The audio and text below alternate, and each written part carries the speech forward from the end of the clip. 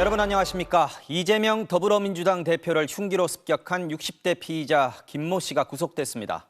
법원은 영장실질 심사가 끝난 지 2시간여 만에 신속하게 구속영장을 발부했는데요. 김 씨는 범행 동기를 묻는 취재진에게 경찰에 8쪽짜리 변명문을 냈으니 참고하라고 태연하게 말했습니다. 김윤아 기자입니다. 남색 코트를 입고 흰색 마스크를 쓴 김 씨가 경찰 호송차에서 내립니다. 체포된 지 이틀 만에 처음으로 입을 열었습니다. 이재명 대표 왜 공격하셨습니까? 정당이나 외곽을 경찰에다가 내 변명문을 8쪽짜리 제출을 했어요. 그걸 참고해 주시면 되겠습니다. 구속 전 피의자 신문은 20분 만에 끝났고 2시간쯤 뒤 법원은 도주 우려가 높다면서 구속영장을 발부했습니다. 김 씨는 취재진과 카메라를 정면으로 응시하고 반성문이 아닌 변명문이라는 단어를 써가며 태연한 모습을 보였습니다. 경찰서 유치장에서도 책을 보게 해달라고 말한 것으로 전해졌습니다. 범행을 했음을 시인할 뿐만 아니라 죽이고 싶다까지 얘기하고 언론에도 피하지 않고 당당한 거 보면 확신범이 아니고선 그럴 수가 없잖아요. 경찰은 김 씨가 치밀하게 범행을 준비한 것으로 보고 있습니다.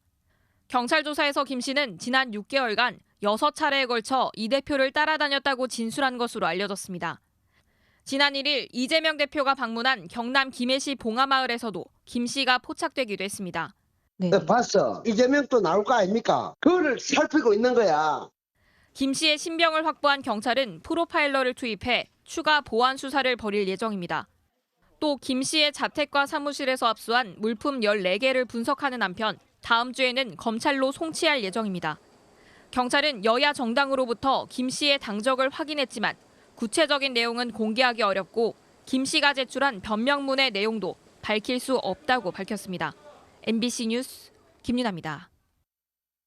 사흘째 입원 중인 이재명 민주당 대표는 점차 회복세를 보이고 있습니다. 다만 감염이나 합병증 우려가 있는 만큼 경과는 더 지켜봐야 한다고 의료진은 밝혔습니다.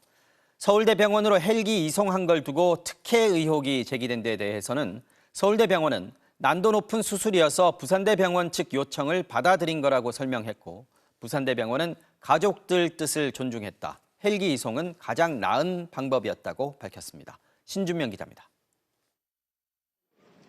수술 이후 물만 섭취하던 이재명 민주당 대표가 오늘은 병원에서 제공한 죽으로 점심 식사를 했다고 당 관계자가 전했습니다. 서울대병원 측은 이 대표가 순조롭게 회복 중이지만 감염이나 합병증 우려가 있어 경과는 조금 더 지켜봐야 한다고 밝혔습니다. 가족과 의료진 등 극소수 관계자들만 제한적으로 병실을 드나들면서 외부인의 면회는 당분간 받지 않을 예정입니다.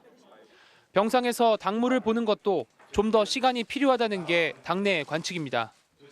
당무 복귀는 아마 의지는 갖고 계신데 그거는 뭐 대표님의 생각하고 또 의료진의 판단이 따라야 되기 때문에 그걸 뭐 좀 지켜봐야 될 것 같습니다. 서울대병원은 환자인 이 대표의 동의를 받았다며 수술 이틀 만에 직접 언론 브리핑에 나섰습니다. 특히 이 대표가 부산에서 수술하지 않고 헬기로 이송된 게 특혜 혹은 갑질이란 의혹에 선을 그었습니다. 목 정맥이나 목 동맥의 혈관 재건수는 난이도가 높은 수술입니다.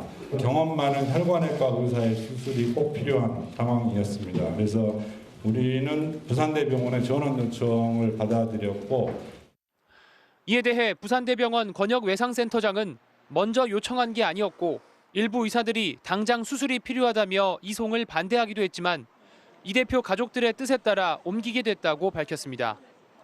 그러면서 이송을 해야 한다면 헬기가 가장 나은 걸로 판단했고 서울대병원에서 즉시 수술이 가능하다 했다고 덧붙였습니다. MBC 뉴스 신준명입니다.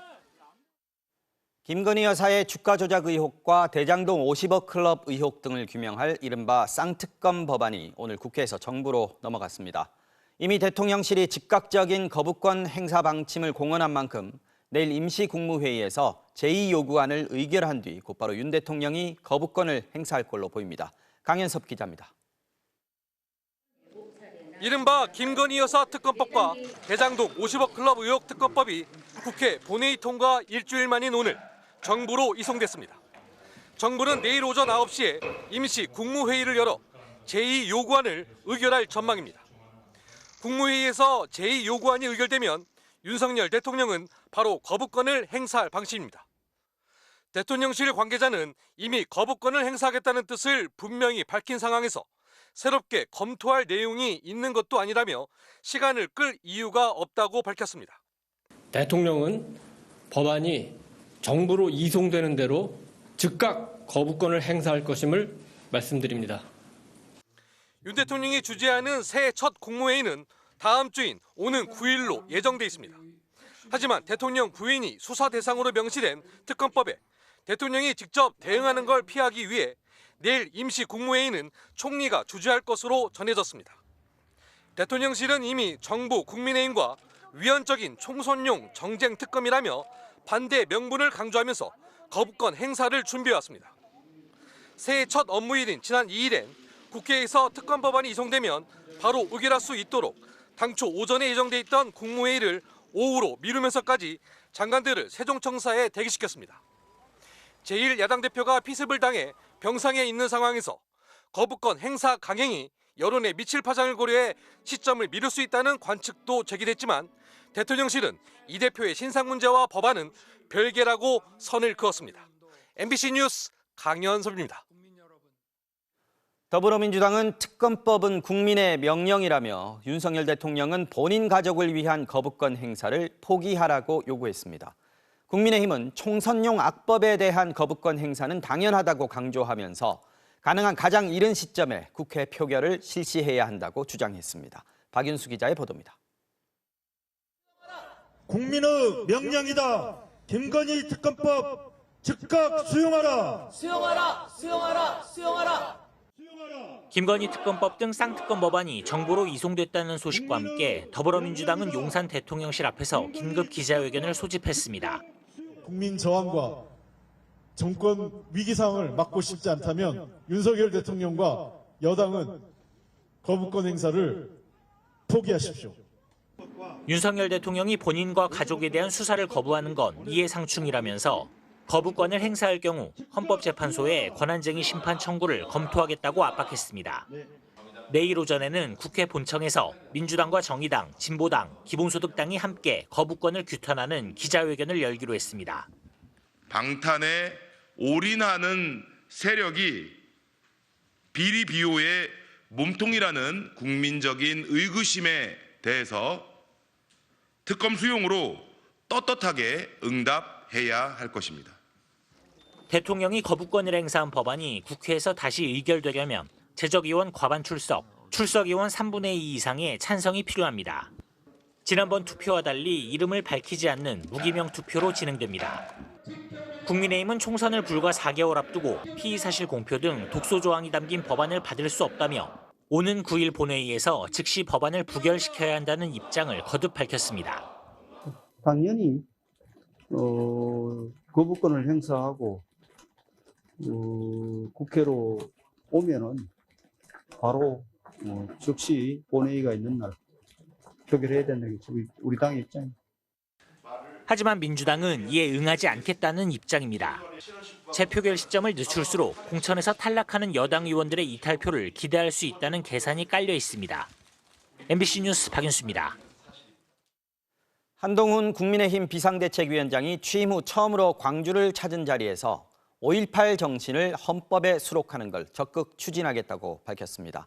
이재명 민주당 대표 피습 여파로 한 위원장에 대한 경찰의 경호는 대폭 강화됐습니다. 조희원 기자가 취재했습니다. 여당 대표급 자격으로는 처음으로 광주 5.18 민주묘지를 찾은 한동훈 비상대책위원장.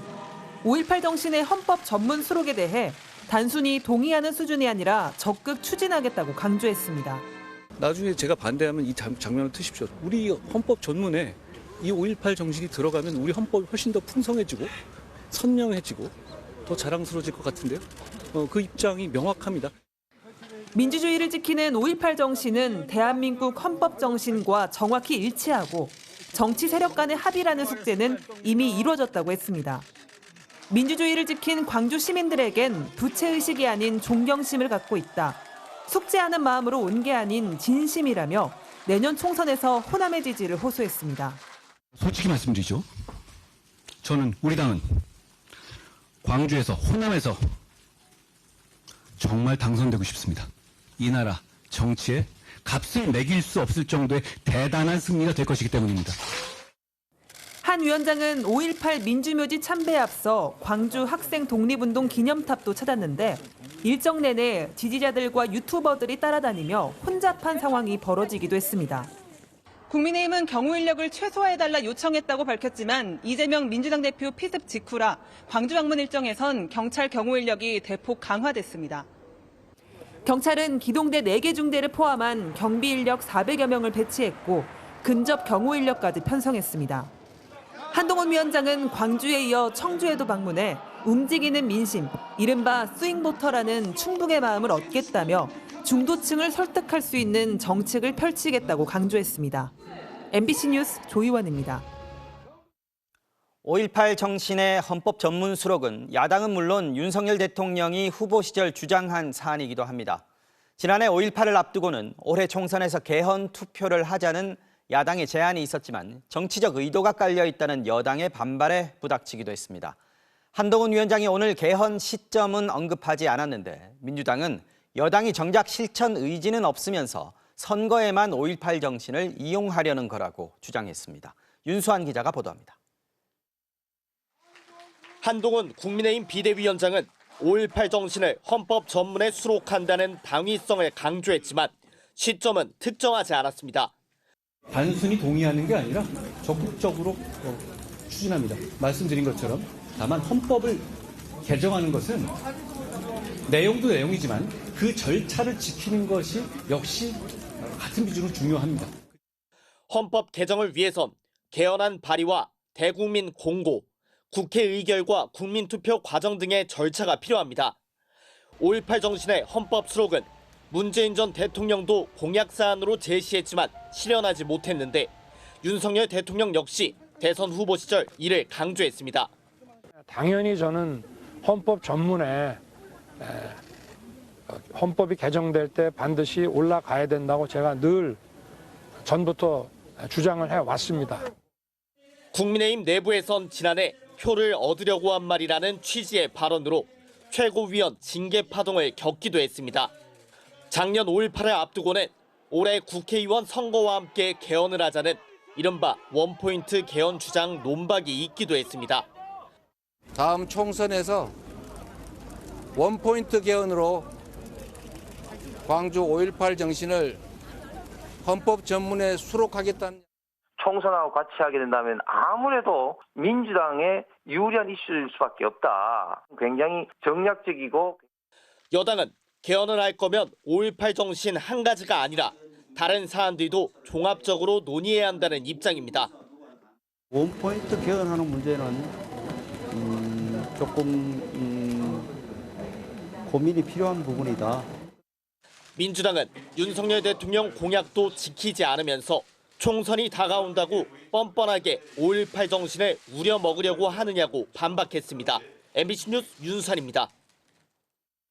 다음 소식 전해드리겠습니다. 사주 일가의 갑질과 마약 투약 등으로 물의를 빚었던 남양유업의 경영권이 사모펀드로 넘어갔습니다.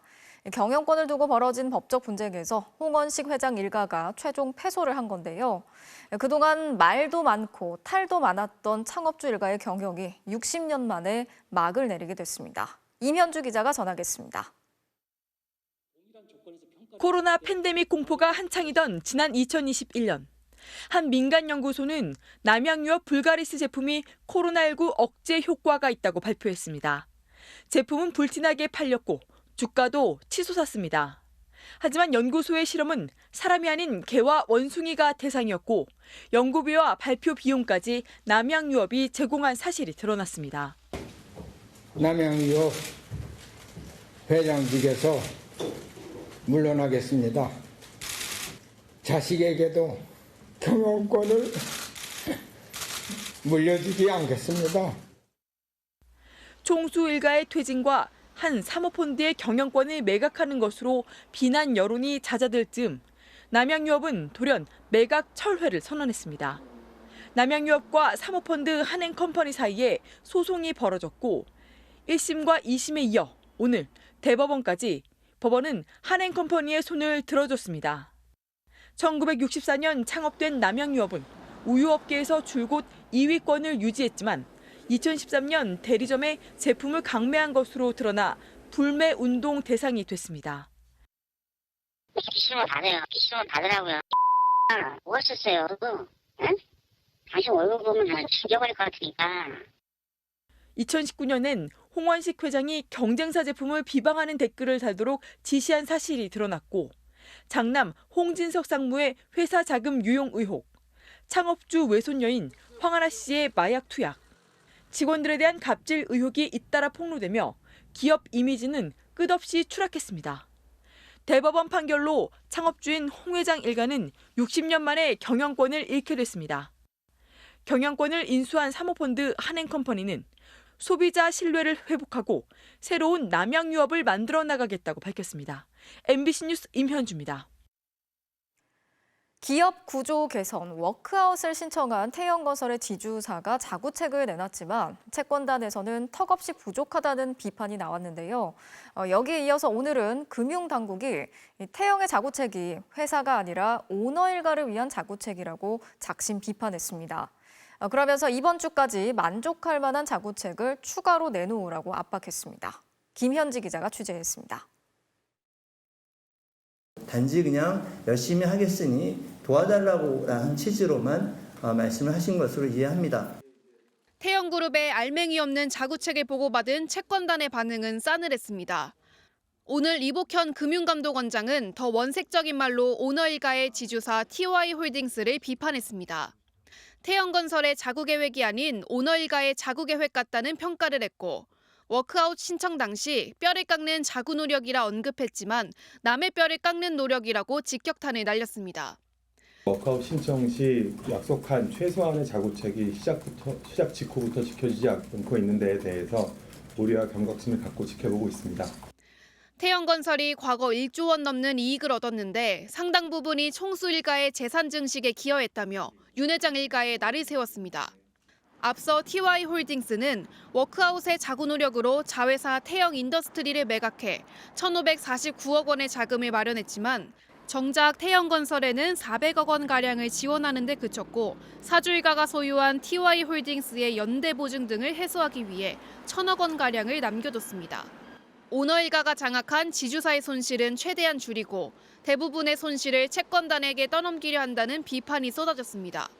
이복현 금감원장은 TY홀딩스의 신뢰 회복이 쉽지 않다는 듯 오는 11일 채권단 1차 회의 날이 아니라 이번 주말까지 납득할 만한 자구책을 추가로 내놔야 한다고 압박했습니다. 또 모든 경우의 수를 준비하고 있다며 채권단이 설득되지 않으면 워크아웃이 무산될 가능성도 시사했습니다. 박상우 국토교통부 장관도 태영건설의 워크아웃 무산, 즉 법정 관리에 들어갈 경우에도 대비하고 있다고 경고했습니다. 만약에 태영건설이 법정 관리를 갔을 때를 대비해서 지금 여러 가지 검토와 좀 대비에 착수해 있다는 말씀을 드리고요.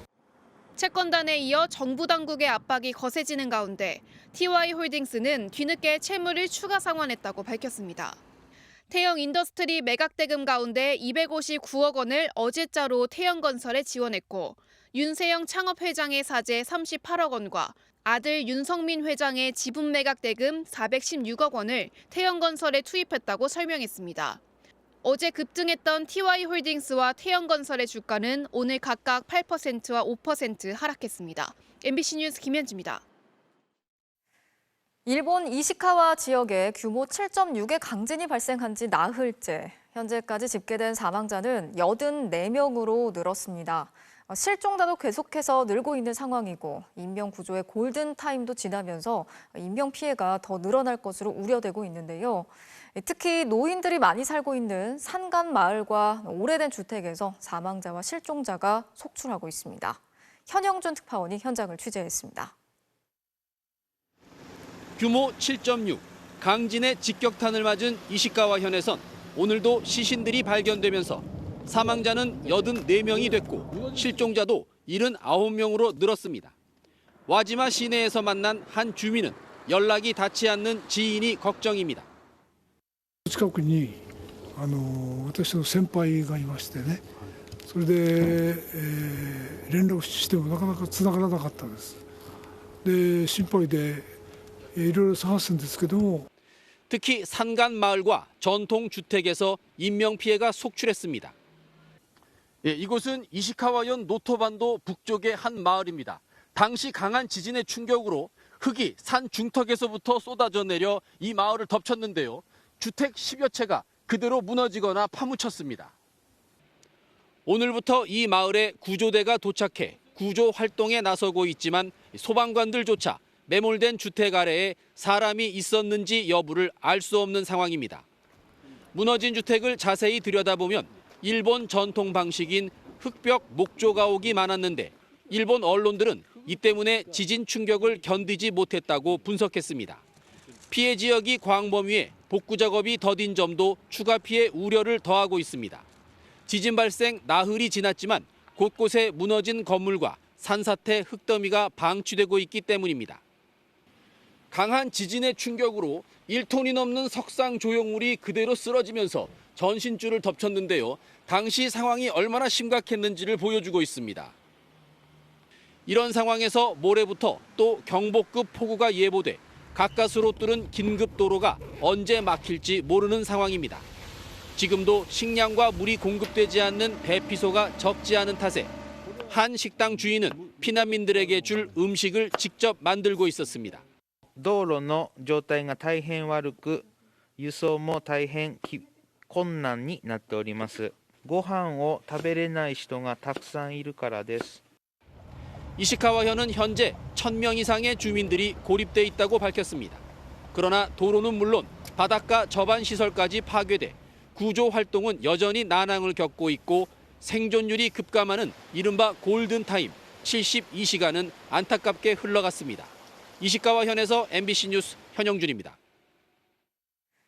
일본 하네다 공항에서 발생한 항공기 화재 사고. 비행기 2대가 같은 활주로에 동시에 진입하면서 벌어진 사고였죠. 이 사고의 원인에 대한 의문이 커지면서 일본 정부가 두 비행기와 공항 관제사의 교신 기록을 공개했습니다. 해상보안청 항공기가 관제사의 지시 없이 활주로에 진입한 정황이 확인됐고 공항 측의 시설 관리에도 문제가 있었습니다. 윤성철 기자가 전하겠습니다. 지난 2일 일본 항공기는 하네다 공항 활주로에 착륙한 직후 해상보안청 항공기와 충돌했고 두 기체는 불길에 휩싸였습니다. 여객기 탑승객 379명은 전원 탈출했지만 해상보안청 항공기 승무원 6명 중 5명은 미처 빠져나오지 못해 숨졌습니다. 사고 원인에 대한 의문이 커지자 일본 국토교통성은 두 비행기와 공항 관제사의 교신 기록을 언론에 공개했습니다. JAL機および海上保安庁機などと管制機関のやり取りについてはお手元の配布資料の通りです。 사고 발생 3분 전인 오후 5시 44분, 공항 관제사는 일본 항공 여객기의 착륙을 허가합니다. 1분 뒤 관제사는 해상보안청 항공기에게 활주로 정지 위치까지 이동하라고 지시했고 기장은 지시대로 이동하겠다고 답합니다. 하지만 해상보안청 항공기는 정지 위치를 넘어 활주로에 진입했고 5시 47분 일본 항공 여객기와 충돌합니다. 교도통신은 해상보안청 항공기의 활주로 진입 허가가 없었던 만큼 관제사 지시는 적절했다는 국토교통성의 견해를 전했습니다. 今回の事故は、いわゆる飛行機自体のメカニカルトラブルではなく、いわゆる人的、やはりヒューマンファクターですね。 또 사고 당시 활주로 입구의 정지등도 꺼져 있었던 것으로 확인됐습니다. 활주로 정지등은 활주로 입구에 설치된 빨간색 등으로 도로 위 교통신호와 마찬가지로 빨간색 정지등이 켜져 있으면 항공기가 활주로에 진입하면 안 됩니다. CNN은 지난달 25일부터 일대의 활주로 정지등이 고장으로 꺼져 있었던 점도 사고의 한 원인일 수 있다고 보도했습니다. MBC 뉴스 윤성철입니다. 약물에 취한 채 운전을 하다가 길을 가던 20대 여성을 치어 숨지게 한 이른바 롤스로이스 사건. 당시 운전자에게 마약을 제공했던 의사 연모 씨에 대한 수사 과정에서 염 씨가 마취 상태인 환자들을 성폭행하고 불법으로 촬영한 혐의가 드러났죠. 피해를 당한 환자 두 분이 어렵게 MBC와의 인터뷰에 응해 주셨는데요. 악몽 같은 하루하루를 보내고 있다는 이들은 염 씨에 대한 엄벌을 촉구했습니다. 먼저 차현진 기자가 단독 취재했습니다. 피해자라며 와달라고 해간 경찰서. 담당 경찰관은 사진 10여 장을 제시했습니다. 처음에 그 사진 보셨을 때는 어떤 생각이 드셨어요? 수술실에서 제가 누워있는 사진이더라고요. 위아래가 다 벗겨져 있고 더 이상 못 보겠다고 이제. 피부과 시술을 맡았던 의사 연모 씨가 마취로 잠들어 있던 자신을 추행하는 모습이 담겨 있었던 겁니다. 비용이 저렴하다고 입소문이 나 있었고 더군다나 지인의 소개로 간 병원이었습니다. 지금 일단 일을 다 그만뒀고요. 도저히 말할 것도 없고 해서 병원에 다니면서 그냥 수면 접시는 잠도 못 자는 상태고 지금 그래요. 3년 전부터 염씨의 병원에 다녔던 40대 여성 강모 씨도 아직 믿기지가 않습니다. 이게 다른 사건으로 인해서 밝혀지지 않았으면 저는 아직도 그 병원을 다니고 있었을 수도 있거든요. 증거물을 본 이후로 일상은 산산조각이 났습니다. 옷을 벗기고 사진 찍은 것도 있고 제가 너무 물건과 짐승 같아 보여가지고 너무 충격적이어서. 염씨가 잡혔다 해도 걱정은 가시지 않습니다. 혹시 이게 지금 소장만 하고 있는 게 아니라 유통을 시켰거나 아니면 다른 사람과 공유가 됐을까 봐. 믿었던 의료인에게 속수무책으로 당한 피해자들은 염씨에 대한 엄벌을 촉구했습니다. 이름을 바꾸고 병원 간판을 바꾸고 개원을 하면은 또 모르고 사람들이 갈 거예요. 의사를 못하게 해야죠. 다시는 의사를 못하게. MBC 뉴스 차현진입니다. 의사들의 성범죄 얼마나 많이 일어날까요? 경찰청 통계를 보면요. 최근 5년 동안 성범죄로 검거된 의사 한의사는 모두 793명입니다. 거의 2, 3일에 한 번꼴입니다. 유형별로는 강간과 강제추행이 87%로 대부분이었고 불법 촬영이 10%였습니다. 이런 범죄를 저지르면 의료행위를 못하게 해야 한다는 지적이 이어지면서 마침내 지난해 11월 개정의료법이 시행됐습니다. 어떤 범죄든 관계없이 의료인이 금고 이상의 형을 선고받으면 보건복지부 장관이 면허를 취소할 수 있게 한 겁니다. 하지만 판결 확정 전까지는 별 제한 없이 의료행위를 할 수 있다는 게 문제입니다. 물론 의료법에는 면허 취소와 별개로 의료인이 품위를 심하게 손상시키는 행위를 한 경우에 복지부 장관이 면허를 정지시킬 수 있다고 돼 있습니다. 이전부터 있던 조항인데요. 그런데 실제 최근 5년간 성범죄로 면허가 정지된 경우는 6명에 불과했습니다. 이마저도 대부분 솜방망이에 그쳤습니다. 면허 정지를 가장 길게 받은 게 1년이었는데 6명 중 1명에 불과했고 나머지 5명은 모두 한 달씩이었습니다. 면허 정지 처분을 받아봤자 한 달 뒤 다시 의료행위를 할 수 있는 겁니다. 더 큰 문제는 이런 조치가 내려지는 데까지 오래 걸린다는 겁니다. 지난 2015년 복통으로 병원을 찾은 당시 18살 환자를 성추행한 의사의 경우 6년이 지난 2021년에야 처분이 내려졌습니다.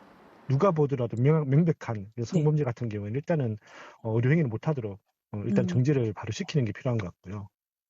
복지부 관계자는 의료인이 성범죄로 기소되거나 유죄가 나오면 검찰에서 알려주도록 돼 있지만 실제로는 대법원 확정 판결 전에 통보가 오는 경우는 거의 없다고 말했습니다. 또 심지어 확정 판결 후에도 통보가 누락되기도 한다고 덧붙였습니다. 이런 면허에 대한 제재가 없다면 또 다른 피해자들이 양산될 수 있는 상황이거든요.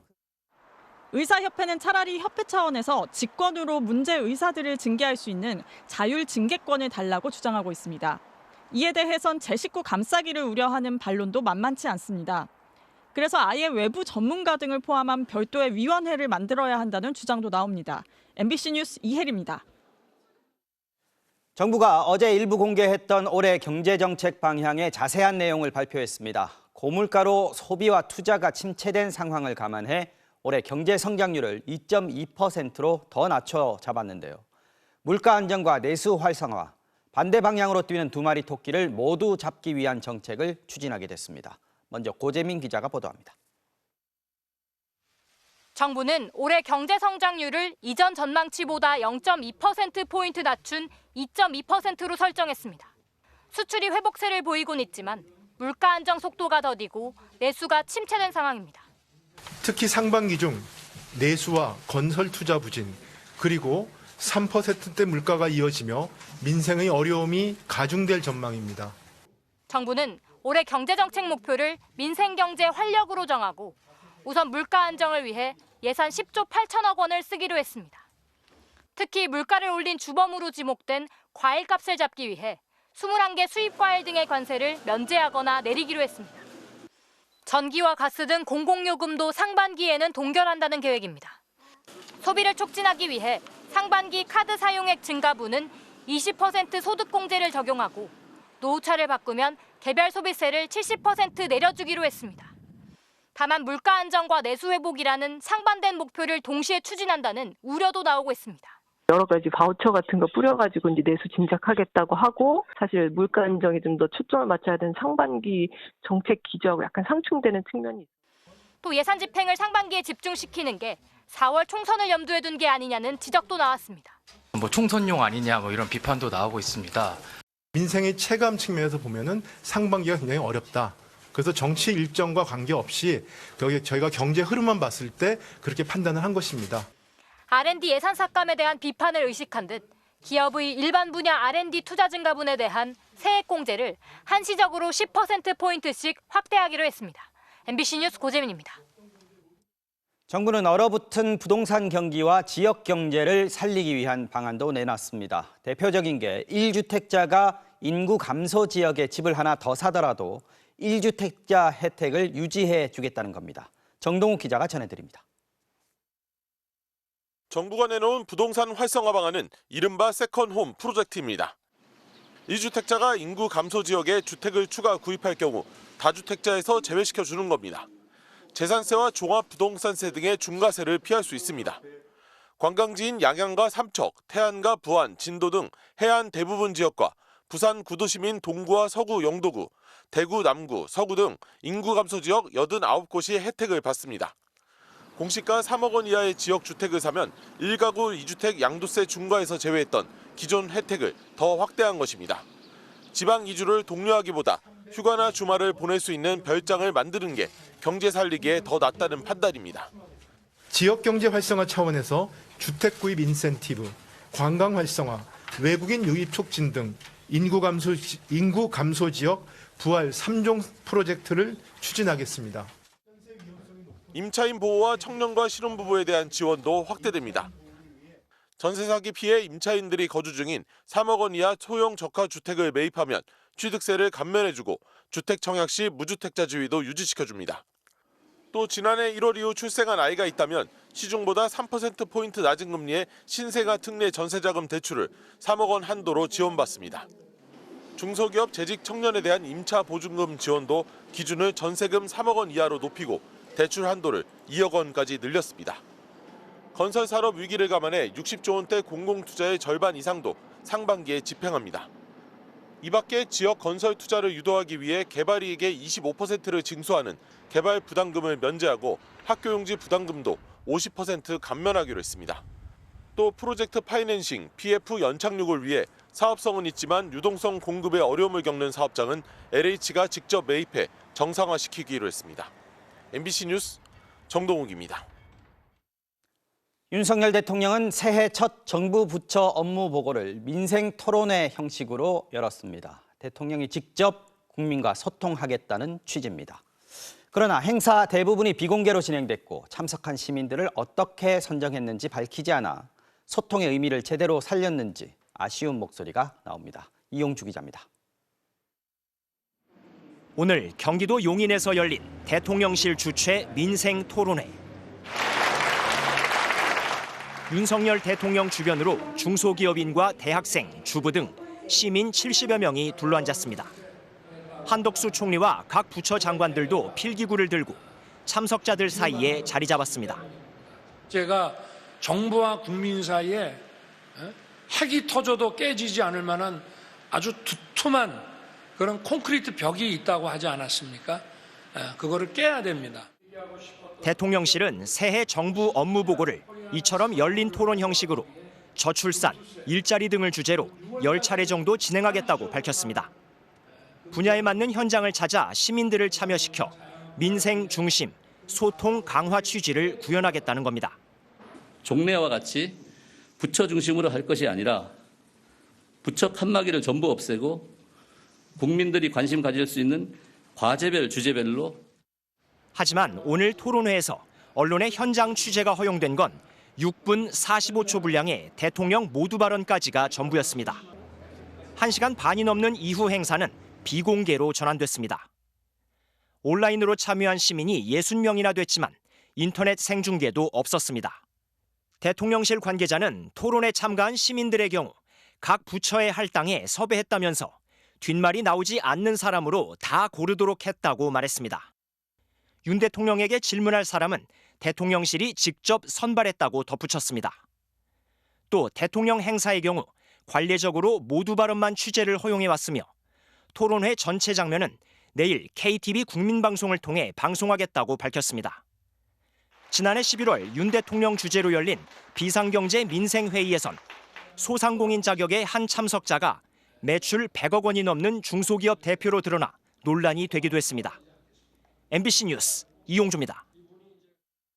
지난달 날씨 떠올려 보면 겨울인데도 꽃 소식이 들렸다가 또 금세 북극 한파가 몰아쳤죠. 그만큼 기온 변화가 급격했는데요. 서울만 봐도 12월 8일 낮 기온이 16.8도까지 올랐는데 22일 아침에는 영하 14.7도로 얼어붙었습니다. 두 주 사이에 30도 차이가 난 건데요. 여기에 여름인가 싶을 정도로 비도 많이 내려서 강수량이 평년 12월의 4배가 넘었습니다. 문제는 이런 극과 극을 오가는 이례적인 기상현상이 이제 일상화되는 거 아니냐는 우려가 커지고 있다는 겁니다. 양소영 기자입니다. 12월 초인데도 가벼운 옷차림, 아예 반팔을 입거나 소매를 걷어 올리기도 했습니다. 이날 서울의 낮 최고 기온은 16.8도, 4월 같은 날씨였습니다. 추울까 봐 목도리도 하고 겉옷도 좀 챙겨왔는데 너무 더워서 목도리도 벗고. 전국 기상관측이 시작된 1973년 이래 지난달 8일부터 10일까지 53곳, 전국 대부분 지역이 12월 최고 기온을 기록했습니다. 20도 안팎의 기온에 곳곳에 때이른 개나리가 피기도 했습니다. 하지만 불과 열흘도 안 돼 강력한 한파가 찾아왔습니다. 북극 찬 공기가 한반도로 밀어닥친 겁니다. 20일엔 서울에 올겨울 첫 한파 경보가 내려지는 등 우리나라 전역에 한파특보가 발령됐습니다. 날씨랑 눈치 싸움하는 기분?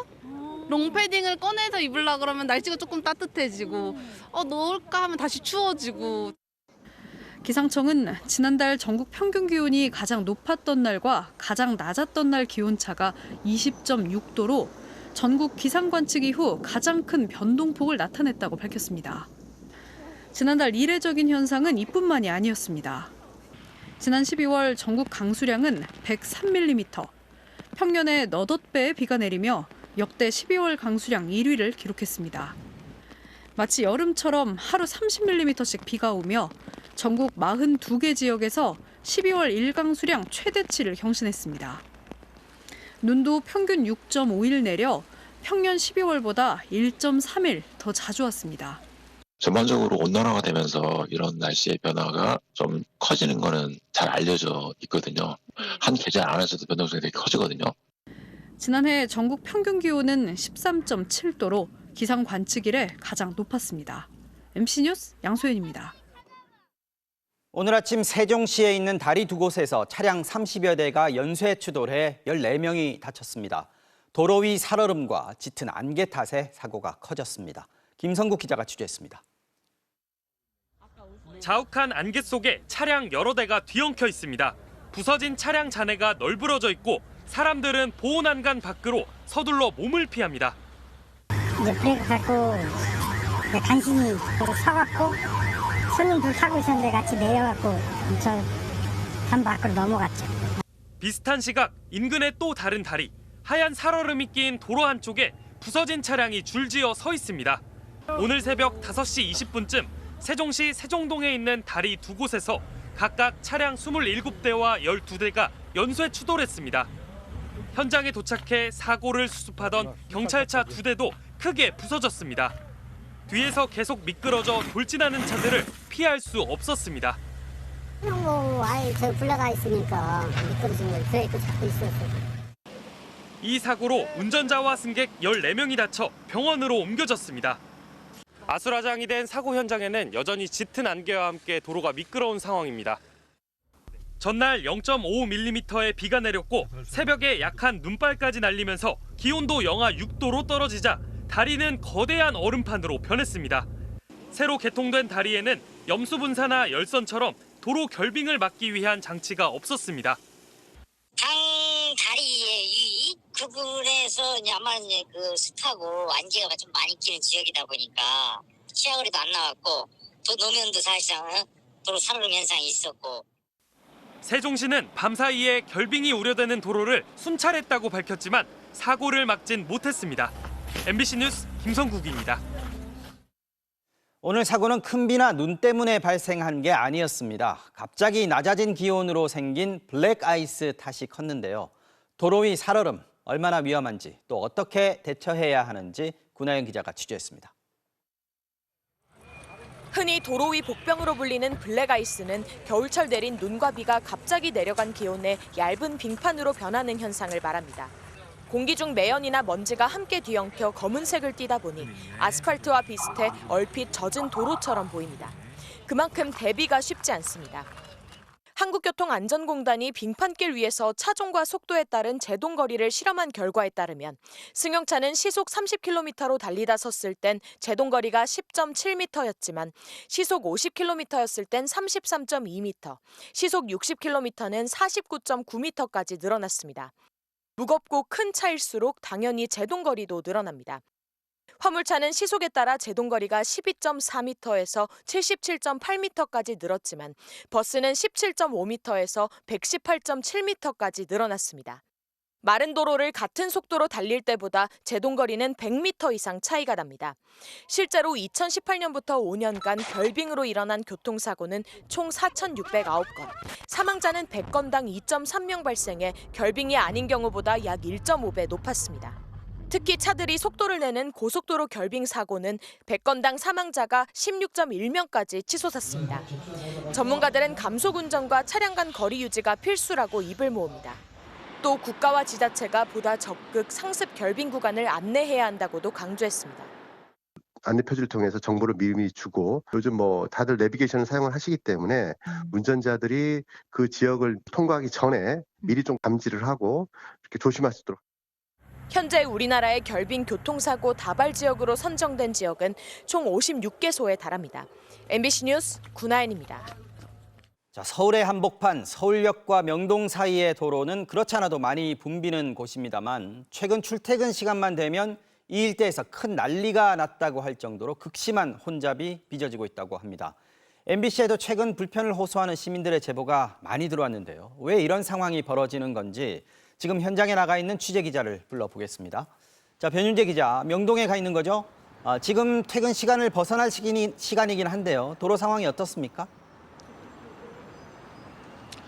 네, 저는 지금 을지로 입구역 부근 버스 정류장에 나와 있는데요. 퇴근길에 오른 인파가 줄어들 시간대이지만 혼잡은 계속되고 있습니다. 제 뒤로 보이는 것처럼 시민들을 태우기 위한 버스들이 꼬리에 꼬리를 물고 길게 늘어서 있고 차선을 옮겨 버스 정류장으로 접근하려는 버스들과 승용차들이 뒤엉키면서 혼선이 계속되고 있는데요.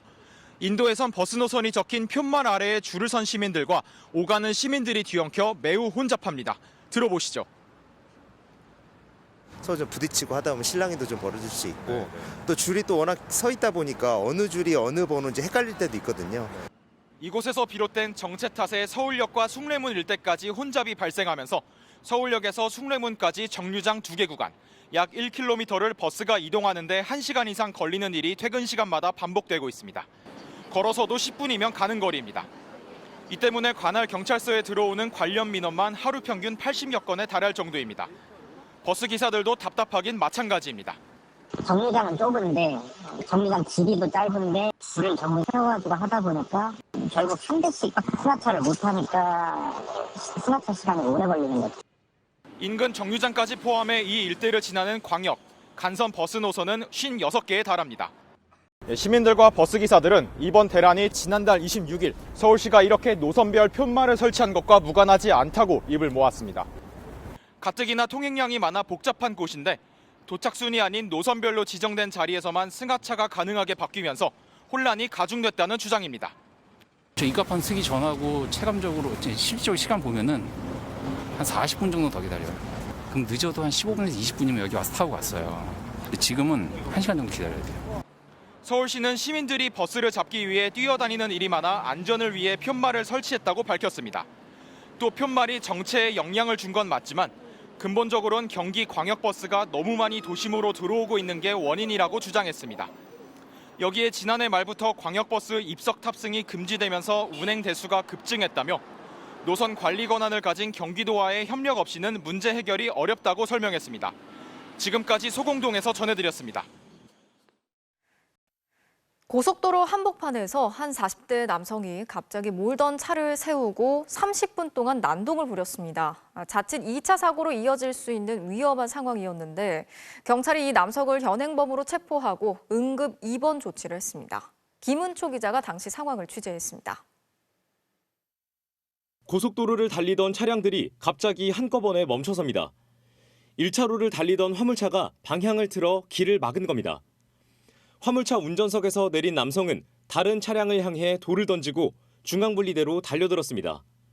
그러더니 1차로 위에 누워서 차량 통행을 가로막았습니다.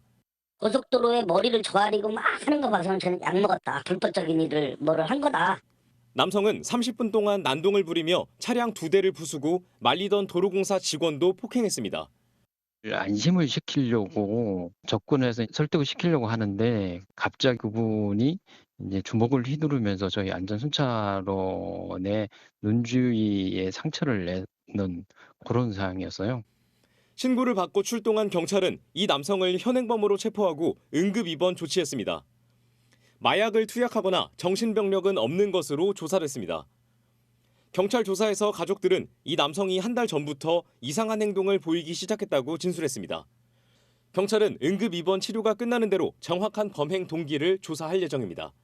MBC 뉴스 김은초입니다. 지난달 낙서로 훼손됐던 경복궁 담장이 응급 복구를 거쳐서 19일 만에 공개가 됐습니다. 낙서를 제거하는데 최소 1억 원이 넘게 들었다고 하는데요. 문화재청은 이 복구 비용 전체를 담장을 훼손한 범인들에게 청구하기로 했습니다. 임소정 기자가 현장에 다녀왔습니다. 지난 연말 스프레이 낙서 테러 이후 긴급 복구 작업을 해온 경복궁 담장.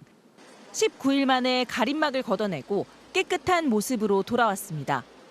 레이저와 스팀을 동원해 세척한 결과 오염물질은 거의 다 제거했지만 아직 완전한 상태는 아닙니다. 정면 각도에서 보이는 오염물질의 제거에 초점을 맞췄지만 측면 각도에서 보면은 그 요측면에 남아있는 부분들이 상당히 좀 있습니다. 문화재청은 날이 따뜻해지는 4월 이후에 보존 처리 작업을 마저 하기로 했습니다. 한파로 쉰 날을 제외하고 복구 작업에 들어간 기간은 총 8일. 레이저 세척기 등 전문 장비를 대여하고 방진복 등 소모품을 구매하는데 2,100여만 원이 들었습니다. 여기에 보존 처리 전문가 등 연 인원 234명의 인건비까지 고려하면 복구 비용은 1억 원을 훌쩍 넘길 것으로 보입니다. 문화재청은 이 비용을 담장을 훼손한 3명과 아직 잡히지 않은 낙서 사주 공범에게 청구할 계획입니다. 과거에는 징역형의 법적 책임만 물었지만 2020년 개정된 문화재보호법에 따라 원상복구 비용을 물리는 건 이번이 처음입니다. 일본자한테 손해배상 청구를 할 수 있다라고는 좀 의견이었고요. 갚을 수 있는 능력이 안 됐을 때 부모에게 청구하는 그런 방안도 저희가 지금 고려를 하고 있습니다. 이번 사건을 계기로 문화유산 관리는 한층 강화됩니다. 우선 경복궁의 폐쇄회로 TV를 14대에서 34대로 늘리고 4대 궁과 종묘, 사직단 담장에도 110대의 CCTV를 추가 설치합니다. 주요 궁궐의 야간 안전관리원은 2배 증원하고 국가유산 점검 인원도 25% 늘려 매달 점검합니다. 또 문화유산 훼손 행위를 신고할 경우 포상금을 주는 제도도 검토하기로 했습니다. MBC 뉴스 임소정입니다. 자녀의 양육비를 주지 않고 버티는 부모들의 신상을 공개해온 배드파더스의 운영진에게 대법원이 유죄를 확정했습니다. 양육비 문제를 공론화한 공익성은 있지만 엄연히 불법인 사적 제재이고 신상이 공개된 이들의 인격권을 침해했다는 건데요. 먼저 정상빈 기자가 전하겠습니다. 지난 2018년 문을 연 배드 파더스. 이혼 뒤 법원 판결을 무시한 채 자녀 양육비를 주지 않는 부모의 사진과 주소, 직장까지 공개했습니다. 3년 동안 나쁜 아빠, 엄마 2,500명이 공개됐고 천여 명은 양육비를 지급했습니다. 그런데 5명이 운영자 구본창 씨를 고소했고 검찰은 구 씨를 명예훼손 혐의로 기소했습니다. 국민참여재판으로 진행된 1심에서 배심원 7명은 전원 무죄로 판결했고 법원도 공공의 이익을 위한 활동이라며 무죄를 선고했습니다. 반면 항소심은 사적인 제재로 인격권을 침해할 수 있다며 유죄로 판결해 하급심 판단이 엇갈렸습니다. 논란 5년 만에 대법원이 유죄를 확정했습니다. 양육비 문제에 대한 여론 형성에 기여했다며 공익성은 인정했지만 수치심을 느끼도록 해 양육비를 내게 강요한 사적 제재로 인격권을 침해했다고 봤습니다. 각자 사정은 따지지 않고 무조건 공개했고 공직자가 아닌데도 얼굴과 직장까지 공개해 피해가 컸다고도 지적했습니다. 처벌 수위는 벌금 100만 원에 선고 유예. 유죄는 맞지만 선고를 2년 미루는 판결로 사실상 선처했습니다. 정부는 2021년부터 양육비 미지급 부모의 신상을 공개하지만 사진과 직장 등 구체적 정보는 빠져 있습니다. 미지급자의 사정에 빠져 있는 상태에서 동명이인이 많다 보니까 여가부의 신상 공개를 통해서는 누군지 특정이 되질 않아요. 구 씨는 재작년부터 새 사이트를 열고 사진과 출신 학교 등 누구인지 짐작할 수 있는 신상 정보를 다시 공개해왔습니다. 구 씨는 운영을 계속할지 아직 결정 못했다고만 밝혔습니다. MBC 뉴스 정상빈입니다. 이렇게 사법 절차는 마무리가 됐지만 배드 파더스는 우리 사회에 한 가지 질문을 던졌습니다. 얼굴과 전화번호까지 공개해서 망신을 줘도 받을까 말까 할 정도로 왜 이렇게 양육비를 받기가 어려운 걸까? 특히 양육비를 주지 않으면 유치장에 가둘 수 있도록 감치 제도까지 도입이 됐지만 이조차도 큰 효과가 없다고 합니다. 한 어머니의 사연을 김지인 기자가 들어봤습니다. 아들이 2살이던 때 어머니는 아이 아버지와 이혼했습니다. 아들은 2년 뒤 지적장애 2급 판정을 받았습니다. 매달 50만 원 양육비를 약속받았지만 어떤 달엔 5만 원, 26만 원, 13만 원, 돈은 매번 모자랐습니다. 2014년 그마저 끊기면서 지금까지 총 6,500만 원을 못 받았습니다. 간호조무사로 일하면서 치킨집에서 아르바이트까지 했습니다. 집에 오면 거의 2시 정도 됐어요. 나는 케이크 조그만 걸 갖다 주고 힘들었 거지. 얼마나 창피했겠어요. 2016년부터 소송에 나섰습니다. 법원은 다시 매달 50만 원씩 지급하라고 명령했지만 친부는 이조차 또 무시했습니다. 3번 이상 지급을 안 하면 그제야 감치 신청을 할 수 있습니다. 양육비가 끊긴 지 7년 만, 소송을 시작한 지 5년 만인 2021년 친부를 열흘 감치하라는 결정이 나왔습니다. 그런데 이미 친부를 찾을 수 없었습니다. 남편 부모님 이름으로 주소를 해놓고 서류가 가면 그쪽으로 가는데 당사자가 안 받으니까. 당사자가 잠적하는 경우가 많아 감치 이행률은 10%에 불과합니다. 하지만 현행법상 잠적한 양육자를 고소하려면 감치 명령 뒤 1년이 지나야만 합니다. 여기 애는 배고파 울고 있는데 1년을 기다려서 형사고소를 해라. 양육비를 끊고 법원 명령도 무시한 채 숨었지만 경찰조차 친부를 찾지 못해 수사는 제대로 이뤄지지 않았습니다. 이혼 때 2살이던 아이는 성인이 됐습니다. 전에 아이 20살이거든요. 40살 돼도 못 받아요. 구걸하듯이 받아야 되는지 전혀 모르겠습니다. 2021년부터 감치 명령까지 받고도 잠적한 이들을 형사처벌할 수 있게 됐습니다. 검찰은 접수된 76건 중 17건만 정식 기소했고 11건은 벌금형 약식 기소, 63%, 48건은 형사처벌이 이뤄지지 않았습니다. MBC 뉴스 김지인입니다. 더불어민주당 전당대회 돈봉투 의혹의 정점인 송영길 전 대표가 재판에 넘겨졌습니다. 외곽 조직을 통해서 불법 정치 자금을 마련하고 돈봉투를 조직적으로 뿌린 책임자라는 건데 송 전 대표는 부당한 검찰권의 남용이라면서 무죄를 받아내겠다고 반발했습니다. 박솔립 기자가 취재했습니다. 지난 2018년 더불어민주당 전당대회, 당대표 선거에 나선 송영길 전 의원은 2위로 낙선했습니다. 검찰은 고배를 마신 송 전 의원이 다시 출마해 당선되기 위해 2단계로 범행을 저질렀다고 결론냈습니다. 1단계로 전당대회를 1년여 앞둔 2020년 초 지원 강화를 위해 외곽 후원 공익법인을 자금 창구로 개편했다는 게 검찰 시각입니다. 송 전 대표는 개편한 평화와 먹고 사는 문제 연구소를 통해 7억 6천여만 원, 정치자금과 일부 뇌물을 받은 혐의를 받고 있습니다. 2단계는 전당대회 직전 당내에서 이뤄졌습니다. 기업가에게 5천만 원, 이성만 의원에게 1,000만 원을 받아 자금을 조성한 뒤 6,650만 원을 의원들과 캠프 관계자들에게 뿌리도록 조직적으로 공모했다고 판단했습니다.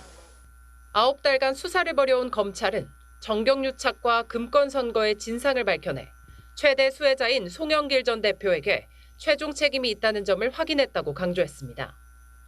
구속 뒤 조사를 거부해온 송 전 대표는 윤석열 정권의 사병으로 전락한 검찰이 정치적 보복과 별건 수사에 나섰다고 거세게 반발했습니다. 100명 넘는 참고인을 불러 입맛에 맞는 진술을 강요하며 검찰권을 남용했다며 법원에서 무죄를 받아내겠다고 밝혔습니다. 검찰은 송 전 대표를 기소하면서 돈봉투를 받은 국회의원 수는 밝히지 않았지만 준비된 돈봉투는 20개였다고 못 박았습니다. 허종식, 이성만 의원을 불러 조사한 검찰이 총선을 앞두고 현역 의원들을 줄 소환하고 이어 줄줄이 기소해야 하는 상황입니다. 검찰은 시점을 고려하지 않고 신속하게 수사하겠다는 원론적인 입장만 밝혔습니다. MBC 뉴스 박솔림입니다. 4년 전 미군에게 암살됐던 이란 혁명수비대 사령관의 추모식에서 폭탄 테러가 발생했습니다. 지금까지 300명이 넘는 사람들이 죽거나 다쳤는데요. 이스라엘을 이번 테러의 배후로 의심하고 있는 이란이 보복을 예고하면서 중동 지역의 긴장이 고조되고 있습니다. 손영 특파원이 전하겠습니다. 사람들이 피를 흘린 채 바닥 여기저기 쓰러져 있습니다. 다친 사람들도 쉴 새 없이 근처 병원으로 밀려듭니다. 현지 시간 3일 오후 3시쯤 이란 남동부 케르만에 위치한 순교자 묘역에서 폭탄 테러가 발생했습니다. 10분 간격으로 2차례 폭발이 일어났는데 원격 조종으로 가방이 폭발했다고 현지 언론이 전했습니다. 지금까지 95명이 숨지고 200여 명이 다친 것으로 집계됐습니다. 지난 1979년 이슬람 혁명 이후 가장 큰 인명사고입니다. یه لحظه دیدم یه چیزی تو کمرم سوخته اومدم حرکت کنم یعنی پام نمیتونم تکون بدم از فقط دیدم یه صدای انفجار شنیدم. 테러는 혁명수비대 사령관이었던 솔레이마니 사주기 현장에서 벌어졌습니다. 솔레이마니는 이란의 국민적 지지를 받던 인물인데 지난 2020년 미군에 의해 암살됐습니다. 하루 전엔 하마스 고위 관계자들이 레바논 베이루트에서 이스라엘의 드론 공격으로 숨지기도 했습니다. 때문에 이란 측은 이번 사건의 배후에 미국과 이스라엘이 있다고 의심하고 보복을 예고했습니다.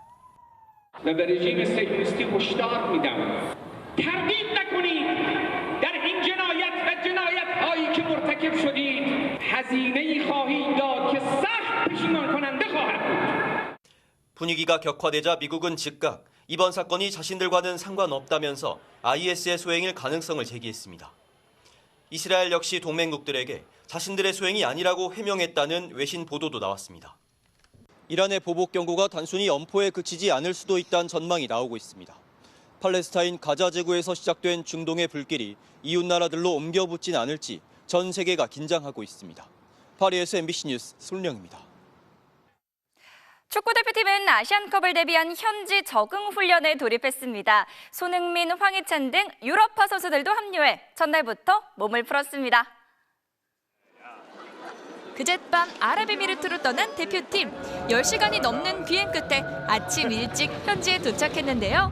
다들 피곤한 기색이 역력하죠. 지금 시간 몇 시죠? 8시인가? 오전 8시. 반가운 얼굴들도 합류했습니다. 영국에서 출발한 프리미어리거 손흥민과 황희찬은 같이 왔고요. 새해 복 많이 받으세요. 밥 좀 주세요. 배고파요. 홍현석과 오현규, 양현준 등 다른 유럽파들도 비슷한 시간 대표팀 숙소에 도착했습니다. 잘 준비해서 형들 옆에서 많이 도와주고 막내로서 할 수 있는 역할을 확실히 하겠습니다. 응원 많이 부탁드리겠습니다. 이강인을 제외하고는 모두 모인 대표팀. 첫날부터 강도 높은 훈련을 소화했는데요. 분위기는 어느 때보다 더 좋은 것 같죠. 대표팀은 이틀 뒤 이라크와 평가전을 갖고 실전 감각을 점검할 예정입니다. 메이저리그 샌디에이고가 고우석 선수의 입단을 공식 발표했습니다. 최소 59억 원에서 최대 123억 원까지 받는 조건입니다. 이명노 기자입니다. 포스팅 마감 1시간 뒤 샌디에이고는 고우석의 계약을 공식 발표했습니다.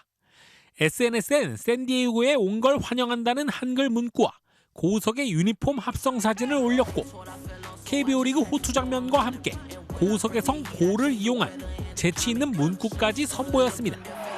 구단 발표는 상호 옵션이 포함된 2년 계약, 세부 내용은 현지 보도로 알려졌습니다. 고우석은 2년 총액 450만 달러, 우리 돈 약 59억 원을 보장받았고 구단과 서로 합의하에 계약이 1년 연장되면 2026년 연봉은 39억 원입니다. 여기에 여러 옵션까지 달성한다면 인센티브 포함 최대 123억 원까지 받게 됩니다. 내년엔 마이너리그 거부권 행사도 가능합니다. Go has a lot of bullpen experience, a lot of high-level experience in KBO, and the belief right now is that he is going to be a key member of the Padres. 당초 기대치에 못 미쳤지만 빅리그 진출을 허락한 LG도 최소 90만 달러, 약 12억 원의 이적료를 받게 됐습니다. 고우석은 LG를 통해 큰 경험을 할 수 있도록 기회를 줘 감사하다. 새로운 곳에서 새로운 마음으로 다시 시작한다며 기대에 어긋나지 않겠다는 소감을 밝혔습니다. 불펜 투수로는 사실상 처음으로 KBO 리그에서 메이저리그로 직행한 고우석은 오는 3월 고척 개막 시리즈에서 빅리그 첫 선을 보일 예정입니다. MBC 뉴스 이명노입니다. NBA에서 나온 묘한 덩크인데요. 마치 세리머니 하는 것처럼 상대 선수 어깨 위로 목마를 타버렸네요. 목요일 밤 스포츠 뉴스였습니다.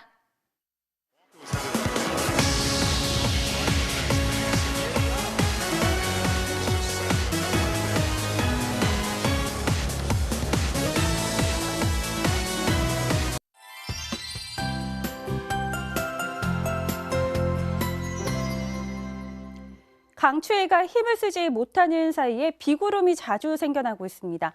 내일 새벽과 아침 사이에도 수도권과 강원 영서 지방에는 1mm 안팎의 비가 조금 오겠고요. 내륙 산지는 눈이 조금 쌓이겠습니다. 또 충청도와 남부 내륙도 낮 동안 산발적으로 빗방울이 떨어지겠는데요. 최근에 내렸던 비나 눈이 얼었다 녹기를 반복하면서 도로에는 살얼음이 어는 곳이 많습니다. 안전운전 해주셔야겠습니다. 밤사이 내륙 대부분 지방에는 1km 미만의 옅은 안개가 끼겠고요. 또 대기 정체와 국의 미세먼지가 맞물리면서 내일은 전국 대부분 지방의 농도가 종일 짙게 나타나겠습니다. 또 강원 영동을 중심으로는 오늘 밤부터 바람이 강해지겠는데요. 안전사고에 유의를 해주셔야겠습니다. 내일 전국의 하늘이 대체로 흐리다가 중부지방은 점차 맑아지겠습니다. 또 밤사이는 남서풍이 유입되면서 서울의 아침 최저 기온이 3도 등으로 대부분 영상권을 보이겠습니다. 낮 최고 기온은 서울이 7도, 부산 13도까지 오르겠습니다. 토요일 밤사이에 북쪽으로 또 한 차례 비구름이 지나겠고요. 다음 주 월요일 아침 기온이 영하 9도로 기온이 일시적으로 뚝 떨어질 전망입니다. 날씨였습니다. 목요일 뉴스데스크 마치겠습니다. 함께해 주신 여러분 고맙습니다.